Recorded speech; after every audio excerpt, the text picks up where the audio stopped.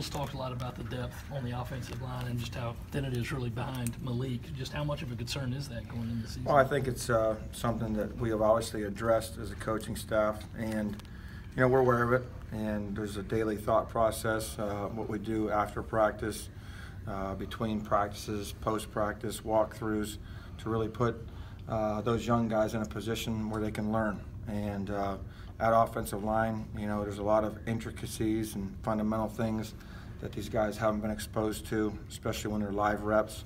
Sometimes you can walk through things a little bit, and that makes, they're obviously assignment correct then, but then when the bullets start flying, you need to somehow slow that down, and that'll come with confidence and reps. So being it's day 2 pads, we still have some things we need to clean up, but we have some guys that have potential, and that's encouraging for the future. Have any of those new guys, just from a strength perspective, really stood out so far? From a strength perspective, I would say right now, just going across the board, Malik is a guy that's running with the twos there. He has game experience. He can play left and right. We got Javon Gwynn in at left guard right there. He has a lot of physical strength.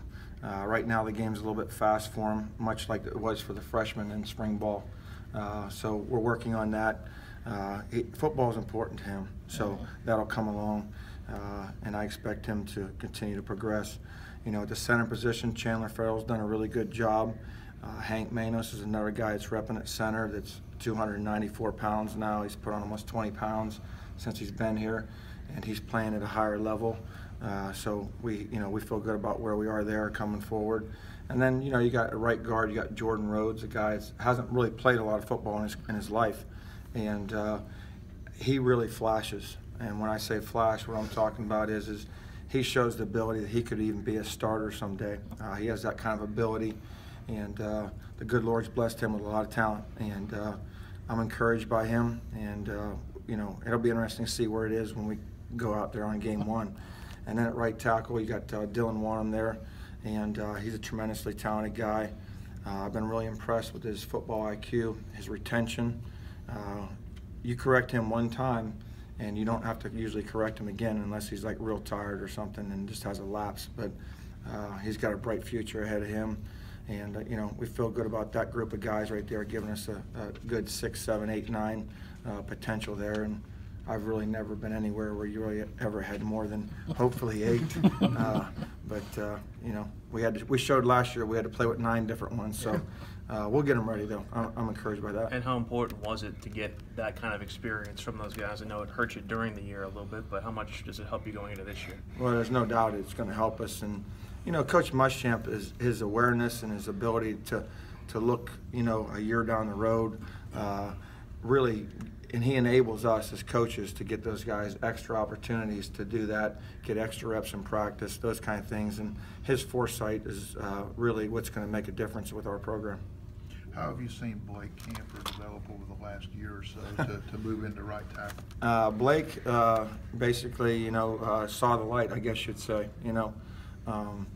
He made a decision basically this past winter here, that he was going to change his body. He was going to do the things away from the building here when you're not here to become a good football player. And he changed his body, his commitment, and his confidence is at a higher level. And, he's a guy that we're counting on. It's a shame, really, that he didn't get a redshirt year his first year, because really he should have 2 more years with us. But it is what it is. We don't have any rearview mirrors. We're moving forward. And Blake so far has made some really good progress, and we're encouraged by that. While the new guys get up to speed, Wolf, how important is it for a guy like Malik to be there as kind of your 6-man jack of all trades, just in case something happens? Malik's very valuable to our program. In spring ball he did some things at defensive line, came back to offensive line.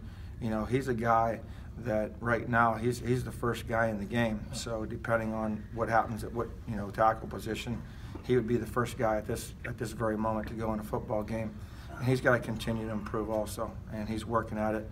And at some point here at the midway point of camp, I'd like to get him some reps at guard just to kind of be able to evaluate him there and see if he's a guy who can play 4 spots just opposed to 2.